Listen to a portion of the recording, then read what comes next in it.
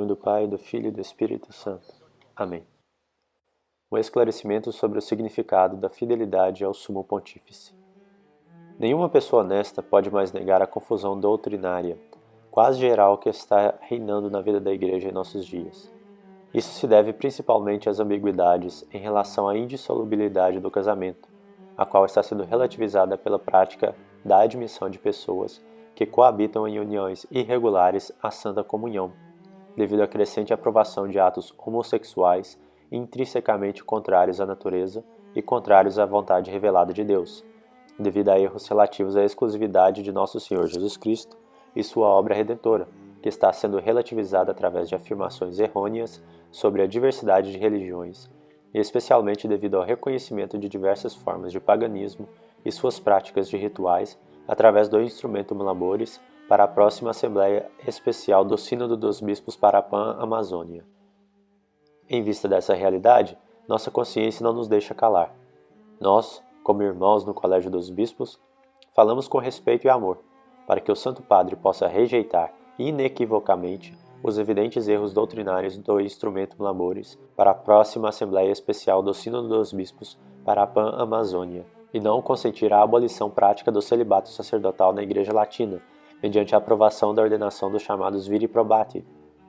Com nossa intervenção, nós, como pastores do rebanho, expressamos nosso grande amor pelas almas, pela pessoa do próprio Papa Francisco e pelo dom divino do ofício petrino.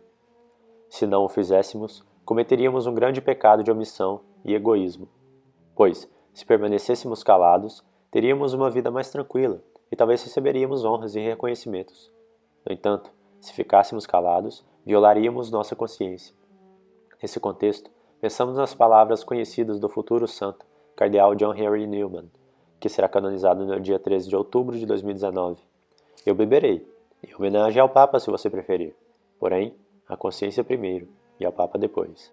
Pensamos nessas palavras memoráveis e pertinentes de Melchior Cano, um dos bispos mais instruídos do Concílio de Trento.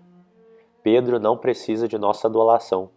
Aqueles que defendem cega e indiscriminadamente todas as decisões do Sumo Pontífice são os que mais enfraquecem a autoridade da Santa Sé.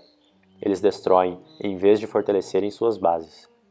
Nos últimos tempos, criou-se uma atmosfera de quase total infalibilização das declarações do Romano Pontífice, ou seja, de todas as palavras do Papa, de todos os pronunciamentos de documentos meramente pastorais da Santa Sé. Na prática, não há mais a observância da regra tradicional de distinguir os diferentes níveis dos pronunciamentos do Papa e de seus ofícios com suas notas teológicas e com a correspondente obrigação de adesão por parte dos fiéis. Apesar de o diálogo e os debates teológicos terem sido incentivados e promovidos na vida da Igreja nas últimas décadas após o Concílio Vaticano II, em nossos dias parece não haver mais possibilidade de um debate intelectual e teológico honesto e de expressões de dúvidas sobre afirmações e práticas que ofuscam seriamente e prejudicam a integridade do depósito da fé e da tradição apostólica. Tal situação leva ao desrespeito à razão e, portanto, à verdade. Aqueles que criticam nossas expressões de preocupação empregam substancialmente apenas argumentos sentimentais ou argumentos de poder.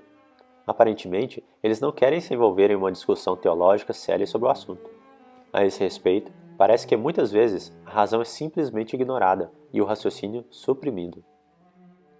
Uma expressão sincera e respeitosa de preocupação com relação a assuntos de grande importância teológica e pastoral da vida da Igreja hoje, dirigida também ao Sumo Pontífice, é imediatamente esmagada e lançada em uma luz negativa, com reprovações difamatórias de semear dúvidas, de ser contra o Papa ou mesmo de ser cismático.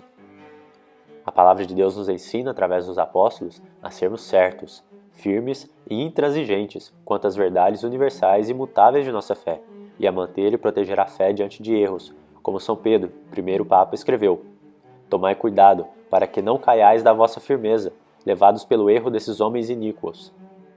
São Paulo também escreveu: Nós não podemos mais ser crianças, lançados de um lado para o outro, pelas ondas e levadas por todo o vento de doutrina, ao capricho da malignidade dos homens e de seus artifícios enganadores. Antes, falando a verdade em caridade, cresçamos em todos os sentidos, naquele que é a cabeça, Cristo. É preciso ter em mente o fato de que o apóstolo Paulo reprovou publicamente o primeiro Papa em Antioquia, em questão de menor gravidade, comparado aos erros que em nossos dias se espalham na vida da Igreja. São Paulo publicamente advertiu o primeiro Papa por causa de seu comportamento hipócrita e do consequente perigo de questionar a verdade, que diz que as prescrições da lei mosaica não são mais obrigatórias para os cristãos. Como o apóstolo Paulo reagiria hoje se ele lesse a frase do documento de Abu Dhabi, que diz que Deus quer em sua sabedoria igualmente a diversidade de sexos, nações e religiões, entre as quais existem religiões que praticam idolatria e blasfemam Jesus Cristo. Tal afirmação afeta, de fato, uma relativização da singularidade de Jesus Cristo e de sua obra redentora. O que diriam São Paulo, Santo Atanásio e as outras grandes figuras do cristianismo ao ler essa frase e os erros expressos no Instrumentum Laboris para a próxima Assembleia Especial do Sínodo dos Bispos para a Pan-Amazônia? É impossível pensar que essas pessoas permaneceriam em silêncio ou se deixariam intimidar com censuras e acusações de falar contra o Papa. Quando o Papa Honório I, no século VII, mostrou uma atitude ambígua e perigosa em relação à propagação da heresia do monotelismo, que negava que Cristo tivesse uma vontade humana, Santo Sofrônio, patriarca de Jerusalém, enviou um bispo da Palestina a Roma, pedindo-lhe falar, rezar e não se calar, até o Papa condenar a heresia. Se Santo Sofrônio vivesse hoje, ele certamente seria acusado de falar contra o Papa. A afirmação sobre a diversidade de religiões no documento de Abu Dhabi, e especialmente os erros no Instrumentum Laboris para a próxima Assembleia Especial do Sínodo dos Bispos para a Pan-Amazônia, contribuem para uma traição à singularidade incomparável da pessoa de Jesus Cristo e da integridade da fé católica. E isso ocorre diante dos olhos de toda a Igreja do mundo. Situação semelhante existia no século IV, quando, com o silêncio de quase todo o episcopado, a consubstancialidade do Filho de Deus foi traída em favor de afirmações doutrinárias ambíguas do semi-arianismo, uma traição na qual até o Papa Libério participou por um curto período. Santo Atanásio nunca se cansou de denunciar publicamente tal ambiguidade. O Papa Libério excomungou, no ano de 357, pro bono partis, isto é, pelo bem da paz, para ter a paz com o imperador Constâncio e os bispos semi-arianos do Oriente. Santo Hilário de Poitiers relatou esse fato e repreendeu o Papa Libério por sua atitude ambígua. É significativo que o Papa Libério, ao contrário de todos os seus antecessores, tenha sido o primeiro Papa cujo nome não foi incluído no Martirológio Romano. Nossa declaração pública corresponde às seguintes palavras do Santo Padre, Papa Francisco. Uma condição geral e básica é esta, falar honestamente. Que ninguém diga, eu não posso dizer isso, eles vão pensar isso ou aquilo de mim. É necessário dizer tudo o que se sente com parresia.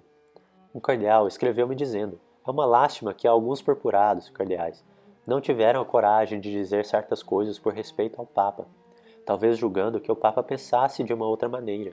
Isso não está bem, isso não é sinodalidade, porque é necessário dizer tudo aquilo que, do Senhor, sentimos que devemos dizer, sem hesitações, sem medo.